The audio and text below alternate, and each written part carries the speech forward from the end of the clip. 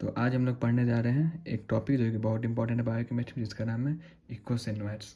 अब सबसे पहले इकोसिनोएट्स जो हमारा है वो C20 poly unsaturated fatty acid के द्वारा उसका प्रिकर्सर ये है, और ये दो पाथवे के थ्रू बनता है, cyclooxygenase pathway and lipoxygenase pathway. Okay, अब ये जो इकोसिनोएट्स है ये बायोलॉजिकली और फार्माकोलॉजिकली एक्टिव कंपाउंड है, और ये लोकल हार्मोन की तरह भी एक्ट करता है। अब इकोसिनोएट्स में 3 टाइप के होते हैं। पहला टाइप है प्रोस्टानोएट्स, दूसरा टाइप है ल्यूकोट्रांस, और तीसरा टाइप है मेरा लिपोक्सिन। ठीक है, ये 3 टाइप है। अब हम पढ़ने जा रहे हैं प्रोस्टानोएट्स। प्रोस्टानोएट्स जो मेरा है वो साइक्लोऑक्सीजिनेज पाथवे के थ्रू बनता है। ठीक है, अब प्रोस्टानोएट्स में भी मेरा 3 टाइप है, जो कि है प्रोस्टाग्लैंडिन, प्रोस्टासाइक्लिन और थ्रोम्बोक्सिन्स। अब हम लोग पढ़ने जा रहे हैं प्रोस्टाग्लैंडिन। अब प्रोस्टाग्लैंडिन जो है मेरा वो इस इकोसिनोएट्स में C20 अनसैचुरेटेड फैटी एसिड के द्वारा प्रोड्यूस हो रहा था, और ये जो C20 फैटी एसिड, इसमें जो C20 फैटी एसिड मेनली रहता है वो आर्किडोनिक एसिड रहता है, और ये किससे होता है? लाइपोक्सिजिनेज पाथवे, क्योंकि सारा जो भी प्रोस्टानोएट्स है वो साइक्लोऑक्सीजिनेज पाथवे के थ्रू होता है, तो ये प्रोस्टाग्लैंड भी किससे होता है?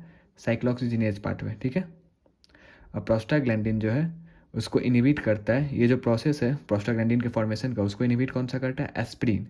अब प्रोस्टाग्लैंडिन बहुत टाइप के होते हैं, prostaglandin A B C D E F G H I ऐसे बहुत टाइप के होते हैं। अब प्रोस्टाग्लैंडिन लोकल हार्मोन की तरह भी फंक्शन करता है। प्रोस्टाग्लैंडिन का फंक्शन क्या है?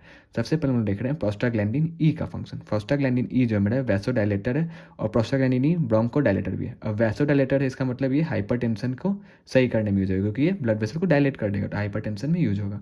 और ब्रोंकोडायलेटर इसलिए एजमा में भी यूज होगा। ठीक है, अब उसके बाद पीजीएफ का फंक्शन है ब्रोंको कंस्ट्रिक्शन, जो कि जस्ट अपोजिट फंक्शन है पीजीई का, इसलिए दोनों का एंटागोनिस्ट इफेक्ट है, पीजीई और पीजीएफ का।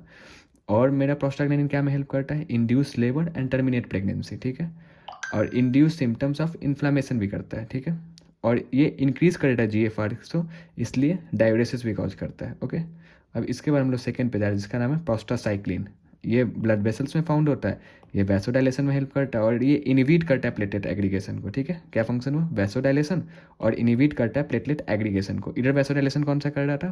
प्रोस्टाग्लैंडिन E, और यहाँ पे कौन सा करता है? प्रोस्टासाइक्लिन। अब थ्रोम्बोक्सिन जो है ये कहाँ फाउंड हो रहा है? प्लेटलेट्स में। ये कहाँ फाउंड हो रहा है? ब्लड वेसल्स में। ठीक है, अब जो थ्रोम्बोक्सिन है वो वैसो कंस्ट्रिक्शन होता है, वैसो कंस्ट्रिक्शन, और कौन था? PGF।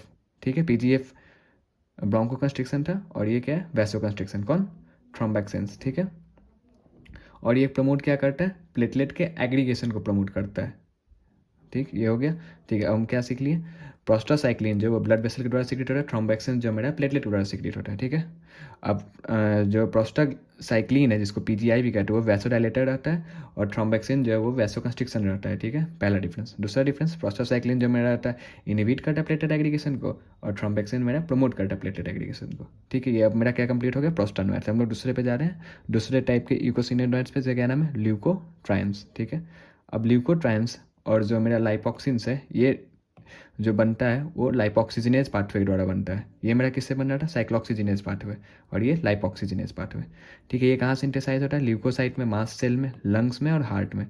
ये प्रो इन्फ्लामेटरी एजेंट रहता है। ठीक है, इसका एनफाइलेटिक रिएक्शन में यूज होता है, मतलब कि एनफाइलेटिक मतलब एलर्जिक रिएक्शन में भी इसका रोल रहता है। और ये कंपोनेंट है SRA का, जो कि क्या काज करता है? Bronchoconstriction. तो मेरा ल्यूकोट्रांस भी ब्रोंको कंस्ट्रिक्शन कर रहा है, और यहाँ पे कौन ब्रोंको? PGF भी ब्रोंको कंस्ट्रिक्शन कर रहा है। ठीक है, और ये इम्प्लीकेटेड मतलब कि ये बढ़ जाता है, ये बढ़ किस में जाता है? एजमा में बढ़ जाता है, एलर्जी में बढ़ जाता है, और हार्ट अटैक में बढ़ जाता है। ठीक है, अब मेरा क्या कंप्लीट हो गया? ल्यूकोट्रांस। अब हम लोग किस पे जा रहे हैं?